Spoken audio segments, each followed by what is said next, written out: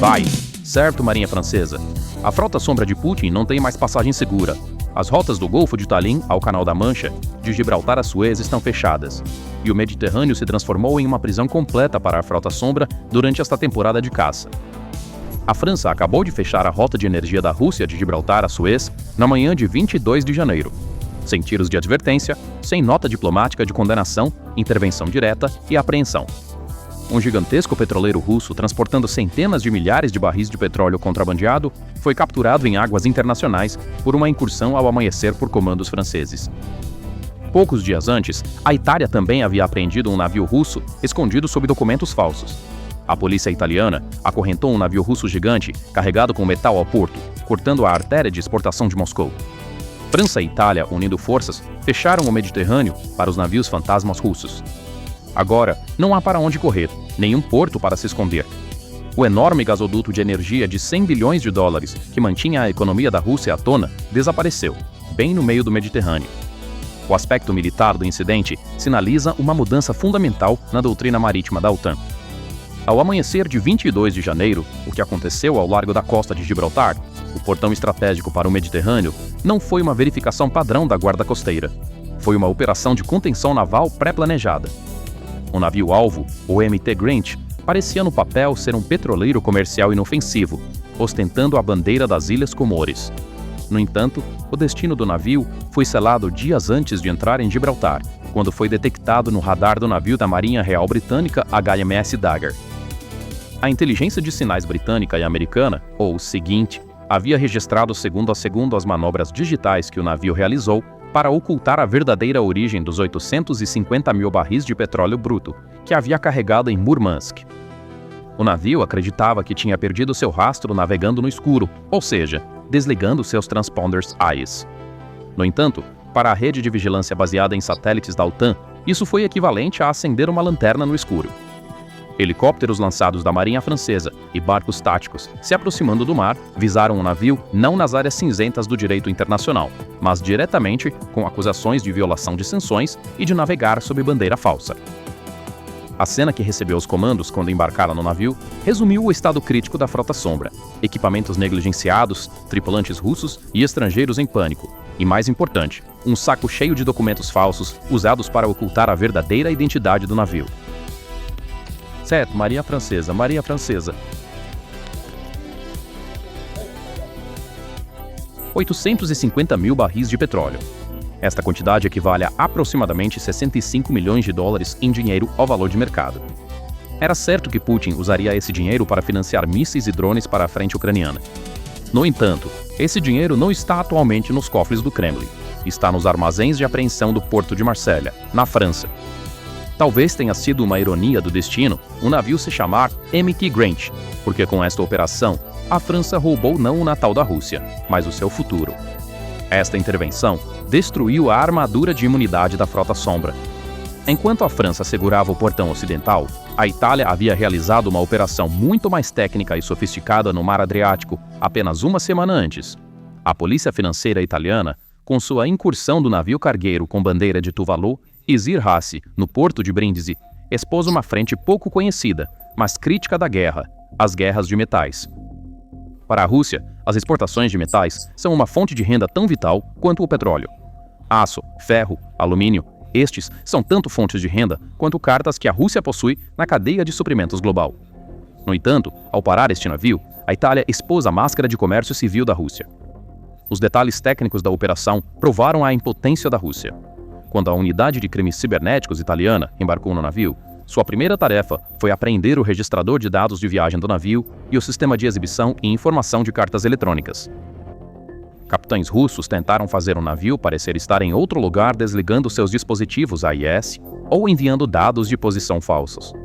No entanto, os sistemas ECDs registram os movimentos físicos do navio, dados de profundidade e ecos de radar. Quando os especialistas italianos examinaram esses dados, determinaram a partir de impressões digitais que o navio esteve no porto de Novorossiysk, na Rússia, entre os dias 13 e 16 de novembro de 2025, carregou carga proibida e depois ocultou sua rota falsificando documentos. Isto é uma adaga cravada no coração da estratégia da frota sombra da Rússia. porque a Rússia acreditava que rastrear esses navios era impossível. A Itália, no entanto, mostrou ao mundo que mesmo se você desligar o GPS, sabemos onde você está pelas vibrações do motor do navio, imagens de satélite e rastros digitais. A apreensão de 33 mil toneladas de carga de metal é um carimbo interrompido nas exportações anuais de 40 bilhões de dólares de metal da Rússia. Agora, visualize o mapa estratégico em sua mente.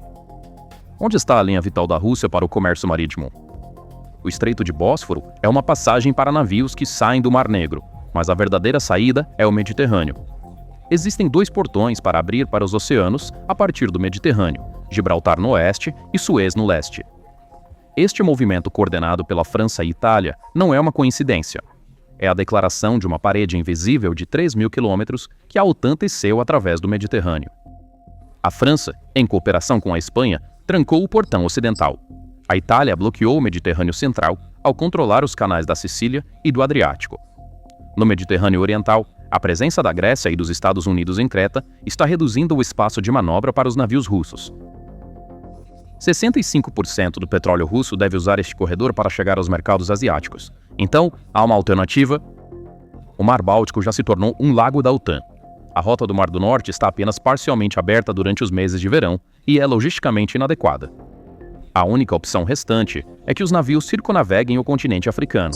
No entanto, isso estende a viagem em 15 a 20 dias, dobra os custos de combustível e aumenta o risco de aqueles petroleiros enferrujados serem pegos em tempestades oceânicas. Os governos de Macron e Meloni declararam efetivamente o Mediterrâneo uma zona proibida para navios russos. Esta estratégia visa estrangular geograficamente a Rússia. Os navios russos já não fazem comércio quando entram no Mediterrâneo. Eles prosseguem como se estivessem atravessando um campo minado, temendo a qualquer momento qual embarcação naval irá detê-los. Essa situação cria completo caos e estrangulamento na logística russa. Este bloqueio no Mediterrâneo não é um incidente isolado. É a perna sul de uma operação de pinça massiva que abrange o hemisfério norte. Olhando para o quadro maior, vemos que a França está aplicando a mesma doutrina agressiva não apenas no Mediterrâneo, mas também nos mares Báltico e do Norte. Desde setembro de 2025, as marinhas francesa e britânica têm atacado implacavelmente os navios russos que passam pelo Canal da Mancha. Lembre-se de que a incursão do último mês de outubro no petroleiro Boracay, na costa do Canal da Mancha, foi o primeiro sinal desta nova era. Um teste foi realizado naquele dia. Hoje, a implementação completa está em vigor. No norte, os carregamentos de energia dos portos de Primorsk e Ust-Luga da Rússia estão atingindo a muralha do Báltico, formada por Estônia, Finlândia e Dinamarca. Com a Suécia e a Finlândia juntando-se à OTAN, o Mar Báltico deixou de ser uma rota de saída para a Rússia e se transformou em um túnel de vigilância. A Alemanha, retornando um petroleiro suspeito em suas águas territoriais na semana passada, o Reino Unido impondo sanções diretas a 544 navios, tornando-os inavegáveis, e a Operação Marinara dos Estados Unidos no Atlântico servem a um único propósito: colapsar o comércio marítimo da Rússia em escala global. A Rússia está cercada por águas geladas ao norte, frotas da OTAN a oeste e o bloco do Mediterrâneo ao sul. O custo econômico deste bloqueio naval está muito além dos limites sustentáveis para a Rússia. As exportações de energia da Rússia, como petróleo, gás e derivados, geram entre 90 e 100 bilhões de dólares em receita anual. Esse dinheiro é a espinha dorsal do orçamento federal do Kremlin. Ele financia o custo diário da guerra, os salários dos soldados, a indústria de defesa e a assistência social. Toda vez que um navio é parado no Mediterrâneo, o custo de risco de transportar petróleo russo aumenta instantaneamente no mercado. As companhias de seguro se recusam a cobrir navios russos. Um navio sem seguro significa que ele não pode atracar em nenhum porto respeitável. Aqueles que conseguem encontrar seguro são forçados a pagar prêmios exorbitantes de até 50%. Este aumento de custo reduz diretamente a margem de lucro da Rússia. Pior ainda, os clientes da Rússia, especialmente a China e a Índia, estão transformando esta situação em uma moeda de troca. Compradores que dizem: seus navios são arriscados, eles podem ser apreendidos, seu petróleo pode não chegar até mim, estão exigindo um desconto extra de 15 a 20 dólares por barril da Rússia. Como resultado, mesmo que os preços mundiais subam, o petróleo russo traz para Putin uma receita em nível de prejuízo. Essa perda de receita está criando um efeito sísmico no fronte doméstico da Rússia. As reservas de câmbio a serem gastas para manter o valor do rublo estão diminuindo. A inflação está sendo alimentada. Putin é forçado a uma escolha impossível entre financiar a guerra e proteger o bem-estar de seu povo. Aqueles petroleiros parados no Mediterrâneo são, de fato, a própria essência da estabilidade econômica em Moscou. Talvez o ponto mais crucial da crise seja a nova estratégia apresentada pelo presidente ucraniano Zelensky, e agora sendo implementada pelo Ocidente: apreender e vender. Zelensky recebeu a Operação Grinch com uma declaração muito crítica.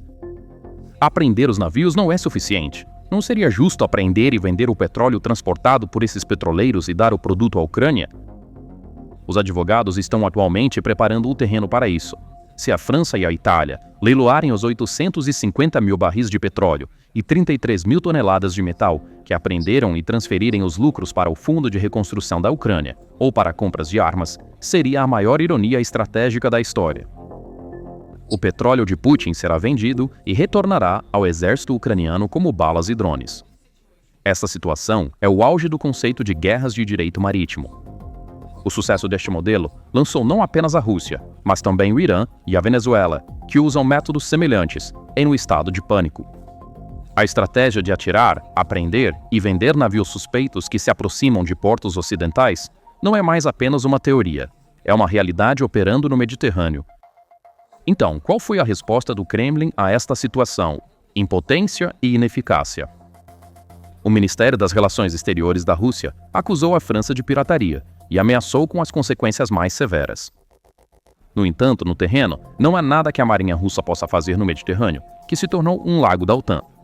As ameaças ricocheteiam na vontade de ferro da França e da Itália e desaparecem. O que está acontecendo não é um simples caso policial ou operação de contrabando aduaneiro. Isso é a eliminação da reivindicação da Rússia de ser uma superpotência energética no século XXI. A energia era a maior arma geopolítica de Putin. Por anos, ele ameaçou a Europa dizendo: "Vou fechar as torneiras." Agora, a Europa deu um checkmate em Putin ao dizer: "Vou amarrar seus navios." A Rússia caiu em uma armadilha estratégica. Uma Rússia que não pode vender sua energia, não pode alimentar seu exército. Uma Rússia que não pode alimentar seu exército, não pode manter os territórios que ocupou. O bloqueio no Mediterrâneo significa que os soldados russos na linha de frente estão ficando sem munição e não conseguem reabastecer seus tanques. A coalizão da França, Itália, Reino Unido e Estados Unidos isolou a Rússia do comércio marítimo global, reduzindo-a ao status da Coreia do Norte ou do Irã. No entanto, a economia e a população da Rússia não estão estruturadas para suportar um isolamento tão extenso. Este é o colapso total do sistema. Até aquele momento, o Kremlin via as sanções ocidentais como meros obstáculos burocráticos no papel. Mas na manhã de 22 de janeiro, nas águas azuis profundas do Mediterrâneo, eles encontraram não papéis, mas armaduras de aço e barris.